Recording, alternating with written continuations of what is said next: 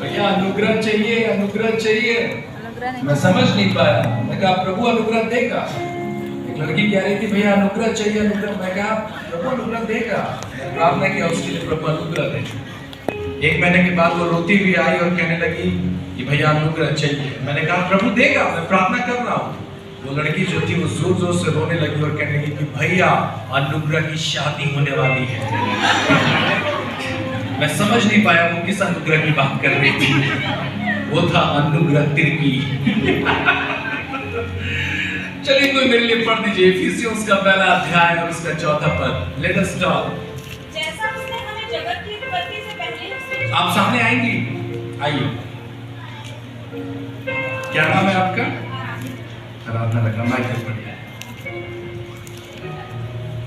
जैसा उसने हमें जगत की उत्पत्ति से पहले उसमें चुन लिया कि हम उसके निकट प्रेम में पवित्र और निर्दोष हों। आमीन। Thank you so much. मेरी ओर देखें और मेरे पीछे बोले, जैसा कि उसने सब जब कहेंगे मेरी ओर देखिए, जैसा कि उसने हमें जगत की उत्पत्ति से पहले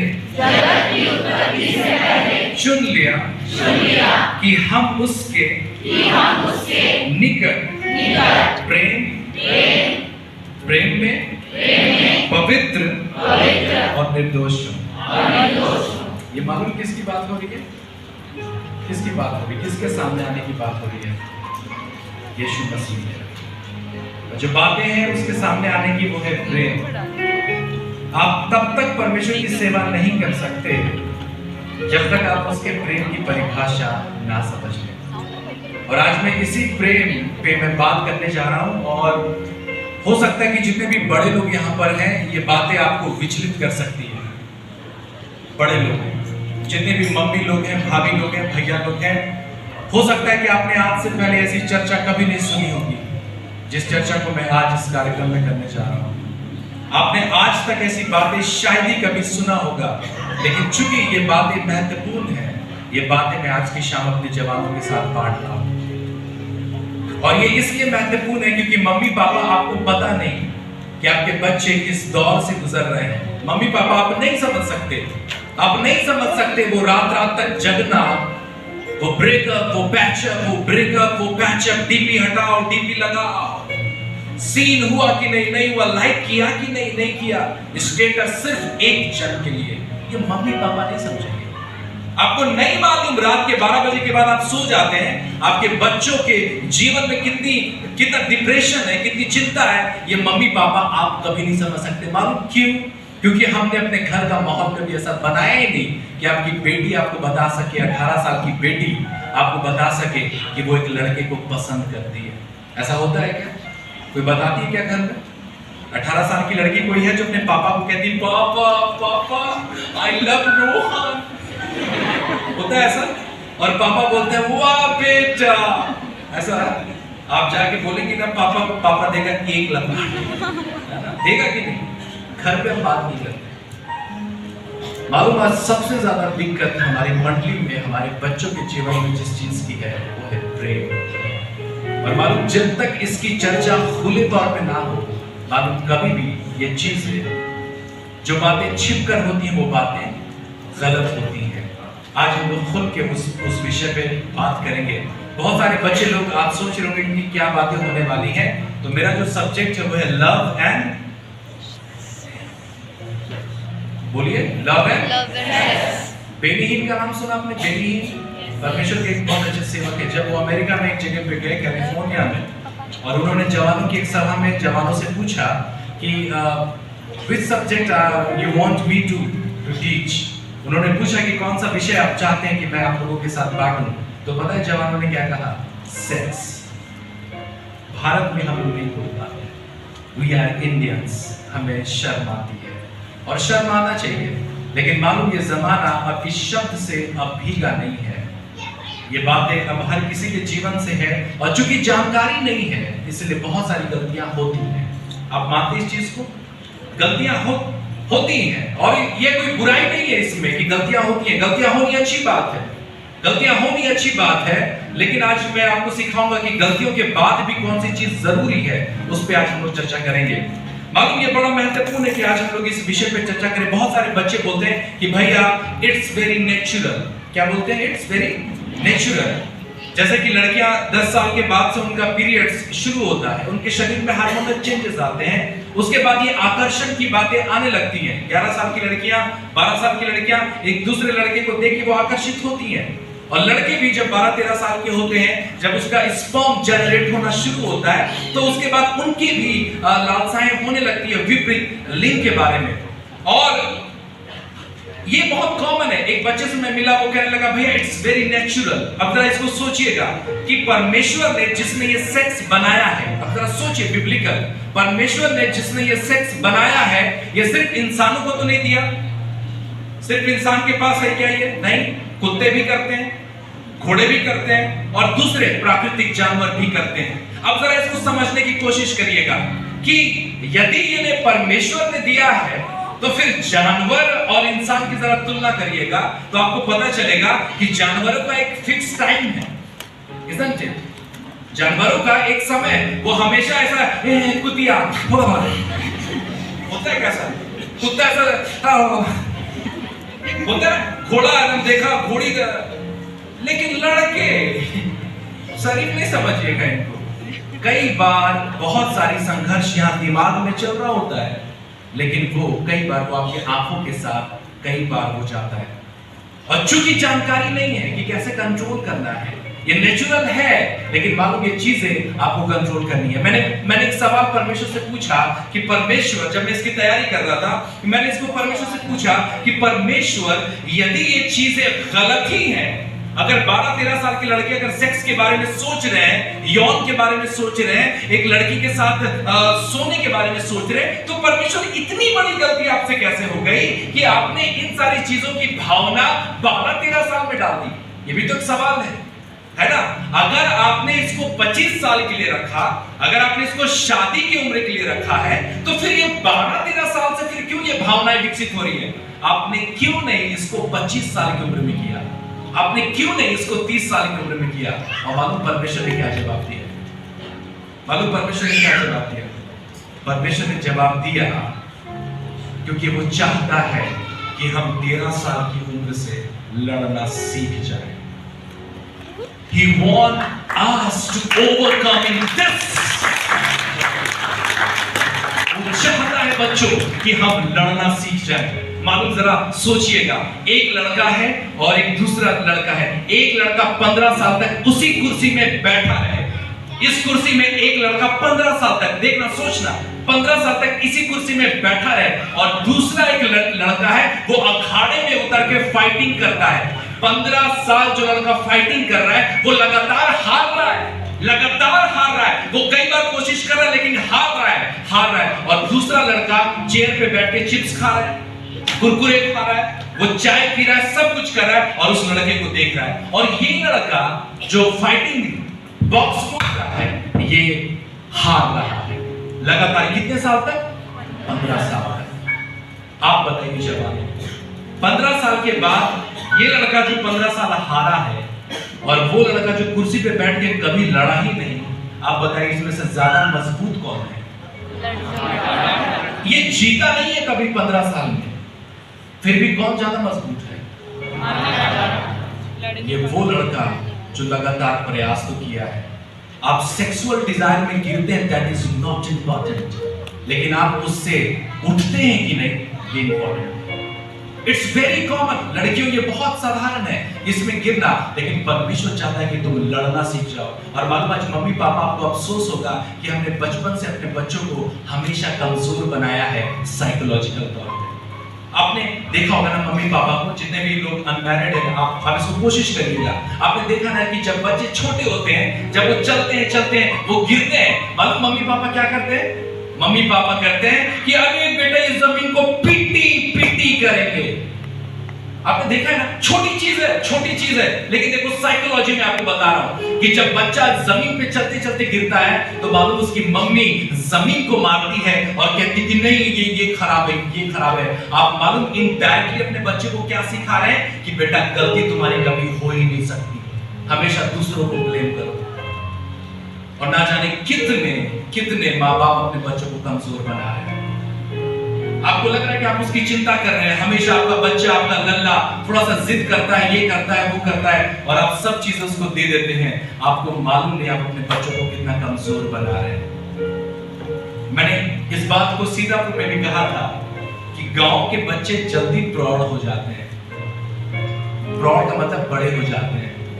शहर के बच्चे जल्दी बड़े नहीं होते। एक 8 साल की लड़की गांव की अपने माँ बाप के लिए खाना बनाने लगती है, उसके माँ बाप उठते हैं, वो खेत चले जाते हैं। 8 साल की बच्ची खाना बना रही है। शहर की बच्ची 8 साल की, वो खुद खाना खा ले, यही उसके लिए सबसे बड़ी बात है। मालूम क्यों मम्मी पापा आप सोच रहे हैं मालूम क्यों? बहुत सारे कंप्लेंट्स आते हैं कि मेरी बेटी ऐसी, मेरा बेटा ऐसा। मैं आपको बता रहा हूं, समझिए कैसे। ये बातें कोई नहीं करता, लेकिन मैं आज आपकी चिंता करता हूं, इसलिए मैं कर रहा हूं। मालूम ये क्यों है? क्यों गांव के बच्चे जल्दी बड़े हो जाते हैं और गांव के बच्चे जिम्मेदार हो जाते हैं, बजाय इसके कि शहर के बच्चे हो? मालूम हमारे माँ बाप के कारण। इतना ज्यादा समय देते हैं बच्चों को, इतना ज्यादा समय देते हैं, उतना ज्यादा समय की आवश्यकता हमारे बच्चों को नहीं है। आप जरा गौर करिए, जितने लोग बड़े हैं, जब हम लोग छोटे थे, हम लोग मिट्टी में खेल रहे हैं, गादों में खेल रहे हैं, और हमें देखने वाला कोई नहीं था क्या? हम गिर रहे हैं, ना जाने कितने बच्चों को हमें नमूनिया हुआ, हमें पता ही नहीं चला, हम मिट्टी में खेलते खेलते ठीक हो गए। आज बच्चे का फीवर 101 हो जाए, हाथ से हथला के एमएमआई हॉस्पिटल पहुंच जाते हैं। मेरी मम्मी पापा, चिंता करना अच्छी बात है, लेकिन ऐसा तो नहीं कि बहुत ज्यादा चिंता के कारण आपका बच्चा कमजोर हो रहा है। खैर, मेरा ये विषय नहीं है, लेकिन मैं जानना चाहता हूं आज उस विषय पे जिस विषय पे आज कोई बात नहीं करता। मेरे प्रिय लड़कों, मैं जानता हूं कि ये बहुत हार्ड है, ये बहुत मुश्किल है सेक्सुअल डिजायर को रोकना, और ये लड़कियों से कहीं ज्यादा ये भावनाएं आपके अंदर आती हैं, बहुत ज्यादा। लेकिन मैं चाहता हूं कि आप इसको लड़ना सीख जाएं, आप लड़ना सीख जाएं। जो लड़का या जो लड़की अगर इस सेक्सुअल डिजायर से अगर आपने लड़ना नहीं सीखा, तो मालूम आपकी भी दशा उस चील के जैसे है जो आसमान में उड़ता तो है, लेकिन उसकी निगाहें कहां लगी हैं? उस जमीन, उस कूड़े में पड़े, उस चूहे पे। अरे आसमान में उड़ रहा है, लेकिन नजर कहां है? कचड़े पे। मेरे प्रिय लड़कों, ये थोड़ा ओपन है, लेकिन मैं तुमको बताना चाहता हूं, मेरे पास समय कम है। अगर आपके पास पोर्नोग्राफी की आदत है, मैं आपको बता रहा हूं पोर्नोग्राफी आपके जीवन को कितना खराब कर रहा है। मैं आपको बताना चाहता हूं, फिर मैं आऊंगा लड़कियों की तरफ। ये बातें कोई नहीं करता, लेकिन अब ये बातें खुल के होनी चाहिए, क्योंकि अगर बात नहीं होगी तो समाधान नहीं निकलेगा। मैं आपको बताना चाहता हूं ऐसी चीजें जिनको पोर्न एडिक्शन है ना, मैं आपको बता रहा हूं कि वो आदतें आप जिसको अपने पर्सनल टाइम में एंजॉय कर रहे हैं, आपको पता नहीं कि वो आपकी जिंदगी किस हद तक खराब कर रहा है। अभी थोड़े दिनों पहले मुझे एक लड़की के बारे में पता चला और मैं सुनकर मैं स्तंभ रह गया। एक यंग कपल 26 साल की, उन लोगों का लव मैरिज हुआ है। मैंने कहा लव मैरिज? हाँ, लव मैरिज। मालूम अब शादी के 1.5-2 साल हो गए हैं, अब वो तलाक लेना चाह रही है उसकी पत्नी। जब मैंने उससे बातें करी तो मालूम उसकी पत्नी ने क्या कहा? उसकी पत्नी ने कहा कि ये मालूम इतना ज्यादा पॉर्न एडिक्ट है, इतना ज्यादा पॉर्न एडिक्ट है कि ये जितनी चीजें मोबाइल में देखता है उन सारी चीजों को मुझ पे ट्राई करता है। मतलब कि जब वो नहा के आती है तब, जब वो सो के उठी तब, वो खाना बनाई तब, जब भी घर में एनी टाइम, और ना जाने किस तरीके से। मालूम ये पोर्नोग्राफी आपको भ्रम में डालता है, ये आपको रियलिटी में जीने नहीं देगा, और मालूम ये आपके शादीशुदा जीवन को खराब करेगा। और ये पोर्न एडिक्शन का ना और भी बहुत सारी चीजें, मास्टरबेशन वगैरह जो है, ये ना सिर्फ आप एंजॉय कर रहे हैं, लेकिन मैं आपको सही बता रहा हूं कि आज मेल फर्टिलिटी वाली जो समस्या है ना, मतलब पहले तो महिला बांझ होती थी, आपने सुना है ना, महिलाएं बांझ, मतलब वो कंसीव करने में दिक्कत होता था, अब मेल बांझ होने लगे हैं। मतलब लड़कों का स्पर्म काउंटिंग कम हो रहा है। और अगर आपको मास्टरबेशन की आदत है, मैं आपको बताऊं, आप कभी भी फोकस्ड नहीं रहेंगे लाइफ में, आप खुद के संघर्ष में लगे रहेंगे, आपके चेहरे पे हमेशा मायूसी रहेगी, आप हमेशा अपने आप को कमजोर महसूस करोगे, आप इनसिक्योर महसूस करोगे, आप कभी फोकस नहीं कर पाओगे। परमेश्वर ने जिस चीज के लिए बनाया है आप वहां पहुंच ही नहीं पाओगे, क्योंकि आपको उस चीज की आदत है जिस चीज से आपको लड़ना था और आपने लड़ना नहीं सीखा। लड़कियों के लिए मामला थोड़ा किसी हद तक ठीक भी है, क्योंकि आप लड़कों के जैसे उतनी डिजायरें आपको नहीं आती है। मुझे नहीं पता लड़कियों की कैसी स्थिति है, मैं लड़की तो हूं नहीं, लेकिन मैं जानता हूं कि ये थोड़ी बहुत आप लोगों के लिए आसान है। लेकिन मालूम जोखिम सबसे ज्यादा बहनों आपको, लड़कों का कुछ नहीं चाहता, लेकिन आपका जोखिम आपको ज्यादा है। मैंने कई बार अपनी सभाओं में इसके बारे में बताया है, आज भी मैं बता रहा हूं। मैं एक पेरिस में था बाइबल क्लास में, और बाइबल क्लास के बाद एक लड़की रोते हुए 23 साल की मेरे पास आके स्टेज पे ठीक बैठा था, मेरे पैर पे गिर गई, रोने लगी। और जब मैंने उसको रोते हुए देखा कि यंग 23 साल की खूबसूरत लड़की, मैंने कहा वो रो रही है, मैंने रोने दिया, मैंने कुछ नहीं ना, मैंने कहा कि मत रो, कुछ नहीं। वो रो रही थी और मैं वेट करता रहा 15-20 मिनट, वो जितना रोना चाहिए वो रोई। और रोने के बाद मैंने उससे पूछा आप बताओ क्या हुआ। 23 साल की जवान लड़की, वो कहने लगी कि भैया एक बात करना था आपसे। मैंने कहा हाँ बताओ ना क्या बात है। वो लड़की कहने लगी कि भैया मैं एक लड़के से प्यार करती हूँ। मैंने कहा बहुत अच्छी बात है, फिर क्या हो गया। वो कहने लगी कि वो लड़का भी मुझसे प्यार करता था। मैंने कहा बहुत अच्छी बात है, फिर वो मेरे शहर में रहता था, लेकिन पढ़ाई के कारण वो दूसरे शहर चला गया। मैंने कहा ये यहाँ तक भी ठीक है, फिर क्या हुआ। उसके बाद कहने लगी कि मैं उससे बहुत प्यार करती थी, वो भी मुझसे बहुत प्यार करता था। मैंने कहा ये भी बहुत अच्छी बात है, लेकिन आगे क्या हुआ। वो रो रो के कहने लगी कि चूंकि हम लोग एक दूसरे को प्यार करते थे, इसलिए हर एक आवश्यकताएं हम लोग एक दूसरे की पूरी करते थे। 23 साल की लड़की है, 24 साल का लड़का था, और जरूरतें पूरी करने का मतलब आप सबको पता है। और वो रोने लगी और मैं सुन रहा हूं उसकी बातें। वो कहने लगी कि भैया वो दूसरे शहर चला गया और मैं अपने शहर में रह गई। मैंने कहा कि बात सिर्फ इतनी नहीं होगी, बात कुछ और है, वो बताइए। वो लड़की रो रो के कहने लगी कि हमारा कुछ महीने पहले ब्रेकअप हो गया। मैंने कहा ब्रेकअप हो गया, और वो और ज्यादा रोने लगी। सुनिएगा, वो लड़की जो बात आगे कही, वो बातें किसी के भी पांव के नीचे की जमीन सरका सकती है। उस लड़की ने कहा कि हमारा ब्रेकअप हुआ 6 महीने पहले, और पता नहीं चूंकि मैं उससे प्यार करती थी, इतनी ज्यादा मैं अंधी हो गई थी कि मैं उसकी हर जरूरतें पूरी करती थी। मतलब वो लड़का मुझसे फोन में मेरे फोटोज मांगता था और मैं उससे प्यार करती थी। और पता है वो लड़की क्या करती, रात में जब उसके मम्मी पापा सो जाते, ये 23 साल की लड़की बाथरूम जाती, बाथरूम खोलती, अंदर जाती, और मालूम अपने सारे कपड़े खोलती, और मालूम अपने फोन से वो फोटो खींचती अपने शरीर की, आगे पीछे सब तरफ, और मालूम वो उस लड़के को भेजती थी। क्यों? क्योंकि वो उससे प्यार करती थी। 8-9 महीने का रिलेशनशिप था। 100 नहीं, 200 नहीं, हजारों हजार फोटो उसने उस लड़के को भेजा। और वो लड़की रो रो के कहने लगी कि हमारा 6 महीने पहले ब्रेकअप हो गया। मैं उसकी कहानी सुन रहा था। वो लड़की कहने लगी कि भैया पता नहीं कैसे इतनी ज्यादा नफरत उसके मन में आ गई, कितना ज्यादा क्रोध उसके मन में आ गया कि उसने सारे के सारे फोटो वायरल कर दिए। हजारों फोटो उसके शरीर के नंगी तस्वीरें उस लड़के ने वायरल कर दी। अब वो लड़की जब घर के बाहर निकलती है तो कहती है कि मुझे लगता है मेरा सब्जी वाला मुझे देख रहा है। अब जब मैं घर से बाहर निकलती हूँ तो लगता है रिक्शा वाला मुझे वैसे ही देख रहा है। जब मैं घर के बाहर निकलती हूँ तो लगता है कि वो पेपर वाला मुझे वैसे ही देख रहा है। और हजारों लोगों में वो वायरल हुआ। उसने 3 बार सुसाइड की कोशिश करी, लेकिन तीनों बार वो बच गई। वो कह रही थी कि भैया मैं मरना चाहती हूँ, लेकिन मैं मर नहीं पा रही, मैं जीना चाहती हूँ, मैं जी नहीं पा रही। मैं आपसे पूछना चाहता हूँ, क्या प्यार करना गलत था? प्यार करना गलत नहीं था, लेकिन प्यार में गलती तो हुई ना, उसकी कौन गारंटी लेगा? आज जिसको आप बाबू सोना कह रहे हैं ना, जिसके साथ आप लिपट रहे हैं, मैं आपको गारंटी दे रहा हूँ 6 महीने के बाद उसकी चॉइस बदल जाएगी। और मैं लड़कियों में आपको इसलिए ये बातें बता रहा हूं ना, क्योंकि आपके पास कुछ नहीं बचेगा।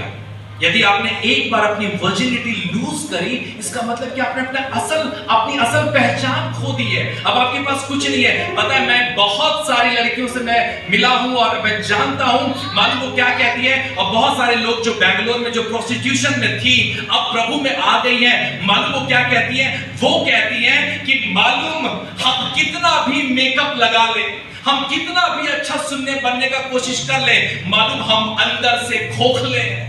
खोखले क्यों? क्योंकि हमारी पहचान खत्म हो गई है। एक बार अगर आपने वर्जिनिटी लूज करी है, इसका मतलब कि आपने अपना असल पहचान खो दिया है। मेरी एक दोस्त है, हैदराबाद में रहती है, वो लिव इन रिलेशनशिप में थी। लिव इन आप जानते हैं, लिव इन, शादी के पहले शादी के जैसा। हम लोग साथ में रांची में पढ़े, वो वहां पे आईटी सेक्टर में हैदराबाद में है, और उसका एक दोस्त था सैम करके, और वो वहीं पे वो लोग रहते थे। थोड़े समय पहले उसका फोन आया, मैं उससे बात कर रहा था और मैंने उससे डायरेक्टली पूछा कि सैम कैसा है, क्योंकि वो लोग लंबे समय से तकरीबन 3 साल से वो लोग लिव इन रिलेशनशिप में, फ्लैट में रहते थे। और वो जब मैं उससे बात कर रहा हूं तो वो कहने लगी कि हम लोगों का ब्रेकअप हो गया। तो मैंने कहा कि ब्रेकअप हो गया, चलो ठीक है, फिर आगे कैसे बढ़ोगे, क्या करोगे? तो पता है उस लड़की ने क्या जवाब दिया? उस लड़की ने जो जवाब दिया, बहनों, वो आपको सुनना चाहिए। उस लड़की ने जवाब दिया कि अनुज, मेरा जो कुछ भी था, मेरे पास जैसा भी था, जो भी था, मैंने सब कुछ उस लड़के को दे दिया। अब मेरे पास कुछ भी ऐसा नहीं बचा कि मैं दूसरे लड़के को दे सकूं।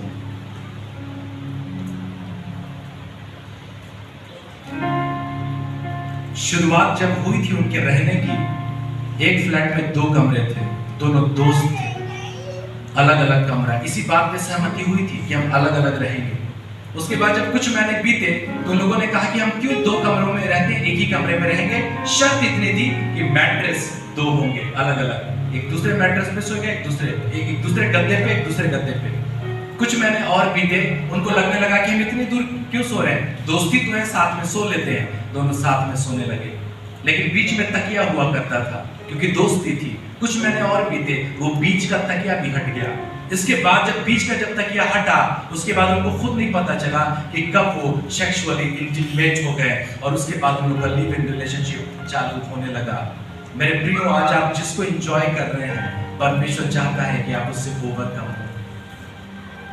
और बहुत सारे लोग सिर्फ दिमाग में सिर्फ इतना चलता है कि हम सिर्फ उसी के लिए बने हैं, और हम उसी चीजों में अपने चीजों को ये कर रहे हैं। और मैं आपको बताऊं, ये चीजें आपके जीवन को खत्म करेंगी। मैं आज की शाम में ज्यादा समय नहीं लेना चाहता, बातें बहुत सारी हैं, लेकिन आज मैं जवानों में आज आपकी मदद करना चाहता हूं कि यदि आप अगर किसी प्रकार की ऐसी आदतों में है, तो मैं गारंटी देता हूं आपको यीशु की जरूरत है।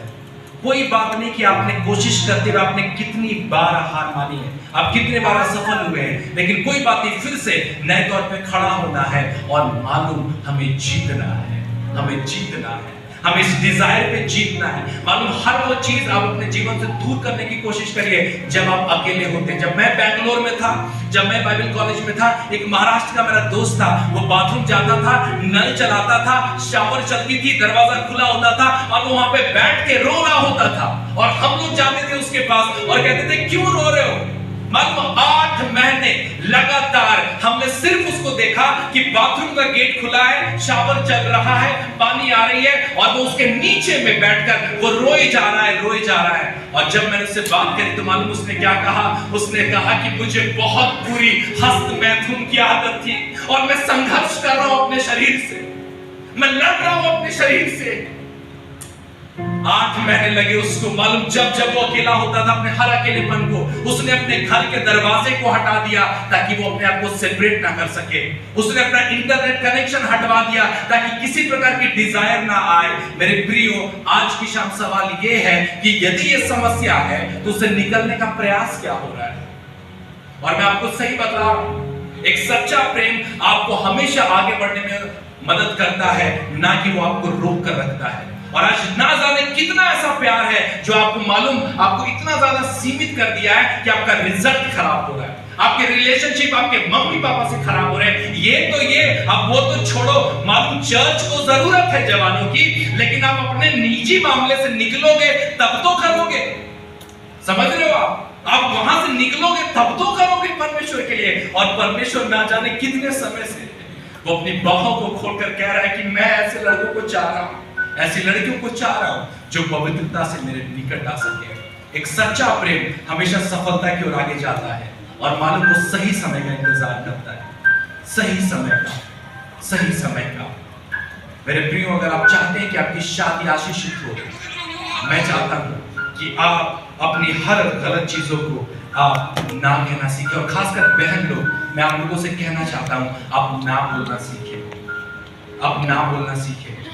और एक चीज और बोल के मैं खत्म कर रहा हूं, और वो ये कि हमेशा ये सारा चीज जब होता है ना, तो हमें लगता है कि सारी गलतियां जो है वो लड़कों की है। लड़की के साथ शारीरिक संबंध बना, गलती किसकी? लड़कों की। बाइक पे घुमाया कौन? लड़का। होटल कौन लेके गया? लड़का। रात में कॉल कौन कर रहा है? लड़का। मम्मी, आप ये कॉमन फेनोमेना है। आप जरा सा इसको देख लो, अगर आपको दिखे कि किसी की स्थिति खराब है तो गलती किसकी है? गलती लड़कों की है, सीधा। आज मैं देखो बहनों, आपको बता रहा हूं एक चीज जिसको समझना, सारा बानू ने भी बताया, सुनना, इसको समझना।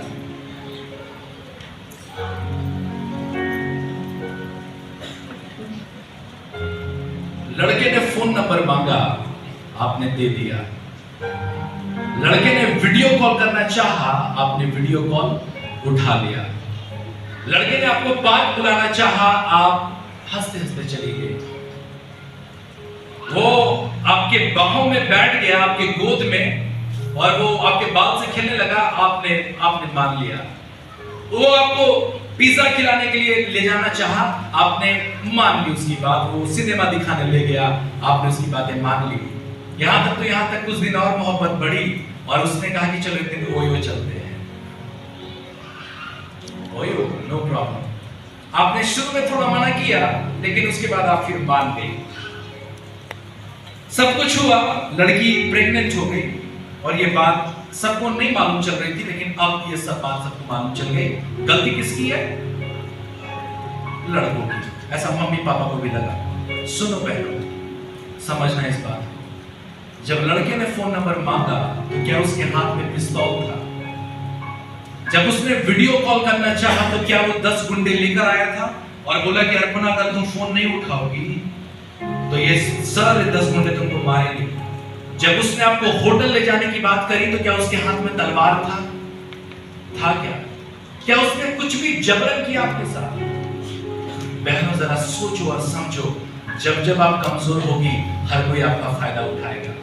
और मैं जानता हूं इस भीड़ में ना जाने कितनी ऐसी लड़कियां हैं जो इस बात की गवाह है कि हाँ, पिछले 5 सालों में ना जाने कितने ब्रेकअप हुए, पैचअप हुए, और जो भी आया उसने सिर्फ फायदा उठाया। क्या बचा आपके पास? परमेश्वर के लिए और अपने पति के लिए। आज की शाम मैं चाहता हूं कि आप आइए यीशु के पास और वो आपको बदल देगा। आप अकेले लड़ेंगे, आप हारेंगे। यदि आप यीशु के साथ लड़ेंगे, अगर आप हारेंगे भी, तब भी वो अपने दाहिने हाथ से आपको उठा लेंगे। और ऐसे लोगों की जरूरत है। मैं चाहता हूं कि म्यूजिशियन जो है वो जी कॉर्ड ले ले, और मैं विवेक से चाहूंगा कि वो ड्रम पे आ जाए। और यदि आप आज की शाम मेरे साथ प्रार्थना करना चाहते हैं इस बात के लिए, मैं जानता हूं परमेश्वर हमें बदल देगा। आइए हम अपनी जगहों पे खड़े हो जाएं। और ये गीत मुझे बहुत अच्छा लगता है।